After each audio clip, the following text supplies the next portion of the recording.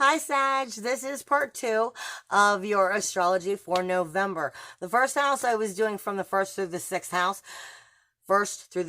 houses, and this is speaking to you more about your inner emotional security, your inner truths, and the inside of you, how you're feeling about that growth and what's going on. Now, the 7th through the 12th houses are more about the outer community and what's going on in the outside of you.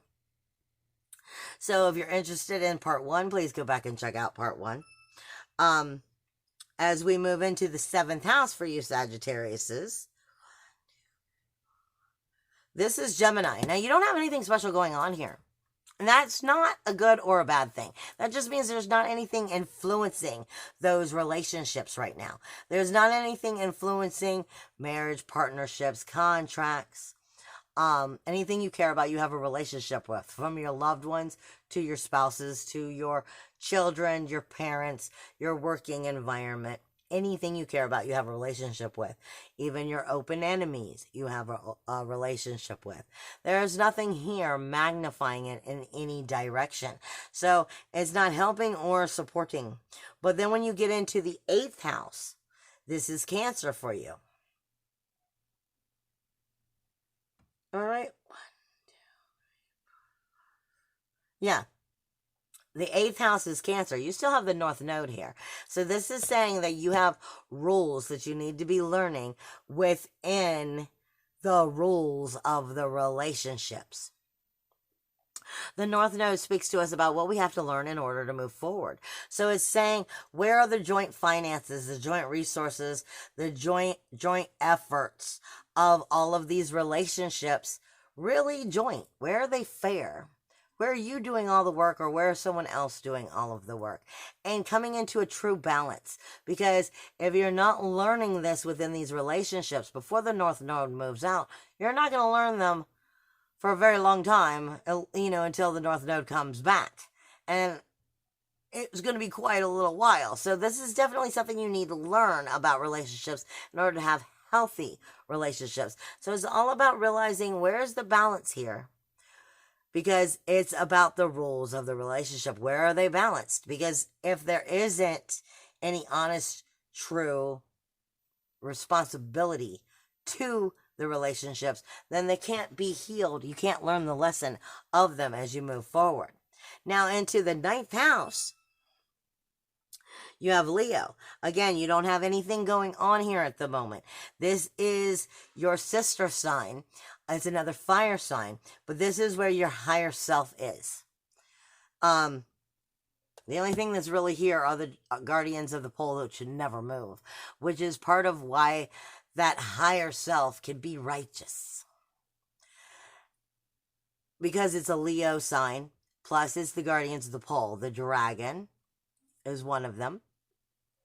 The sun is ruled by the sun. So you have the dragon energy, the sun, the core, the illumination, the nobility that goes with that higher self. It's not amplifying or going against you right now. It is just in its natural energy. And like I said, that's nothing positive or negative. It's just there's nothing going against you or for you, other than when the moon moves through it. And what I'm noticing is that you're going to be noticing that moon and that higher self energy, because it happens to be right where I stopped, right around the 17th, 18th, and 19th. Now,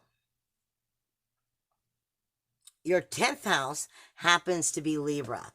Now, this is where the honor, the reputation, the prestige, your professional career, your responsibilities of your social surroundings, your social foundation, your financial careers, and the social foundation that creates it.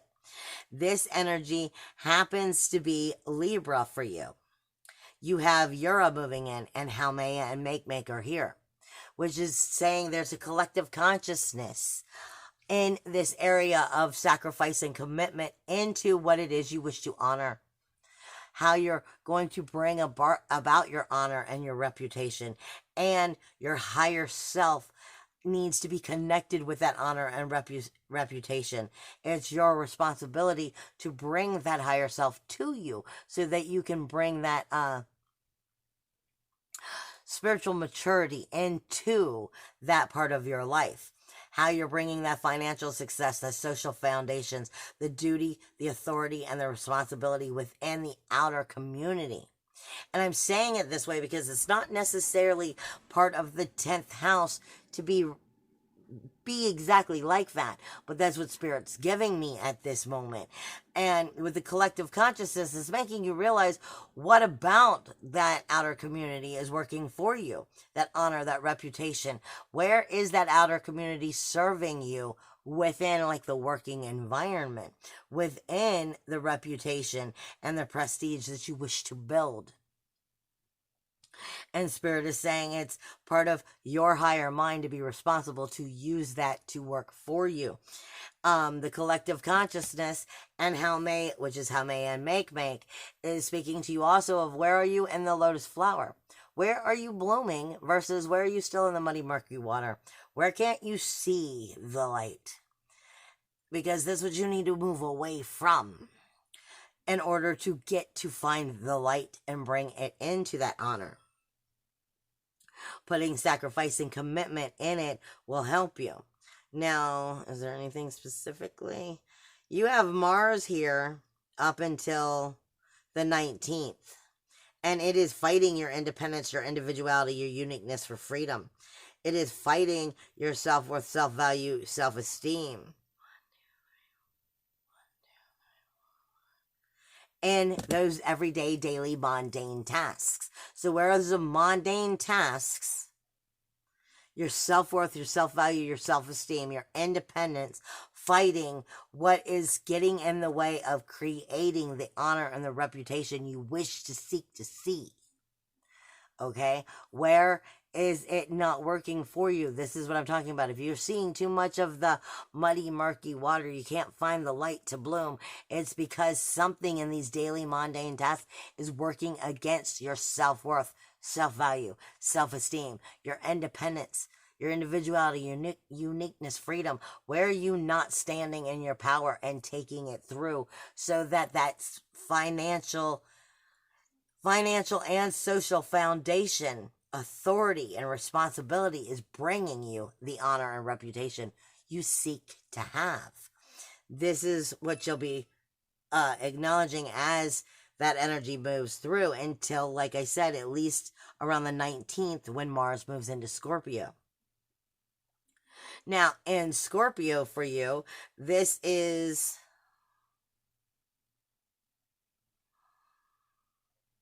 that, yeah, this is the 12th house.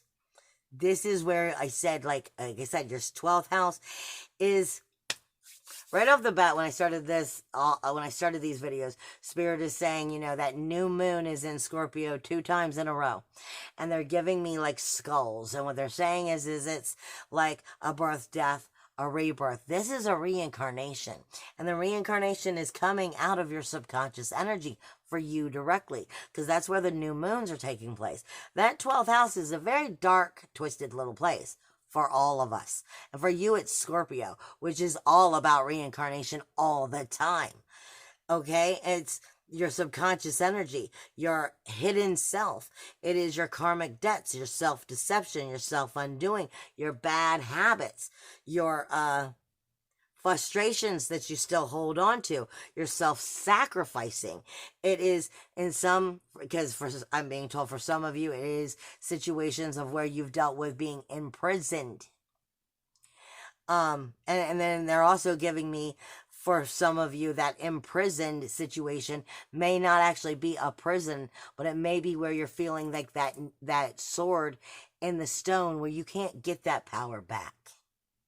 And this has to do with dealing with that 12th house and finding that healing, getting past the grief, sorrow, secrets, shame, and blame that you have in denial, those skeletons in the closet, and actually bringing healing to it for inner peace. This energy, though, is definitely fighting, like I said, that 4th house. No, not fighting it. It's supporting it. It's trying to help you find your inner emotional security. But I'm warning you, it's helping you find that inner emotional security somewhat by hitting you under the gut, hitting you under the belt. Not in such a fun, loving way. It's going to make you see things that you need to see in order to bring the healing forward from those secret sorrow, blame that's kept you from really connecting with your inner emotional security, getting the karmic lessons you need for the reincarnation to be made. This is definitely a month of finding inner peace and healing, because as you come into Sagittarius season and your rebirth, you need this in order to move you forward. And like you said, we're going to be seeing so much changes over the next 6 months. But for you, specifically, in that very up close and personal, you're going to be noticing it in the first 3 as you start to readjust things so that you can move forward. I love you guys. Bye.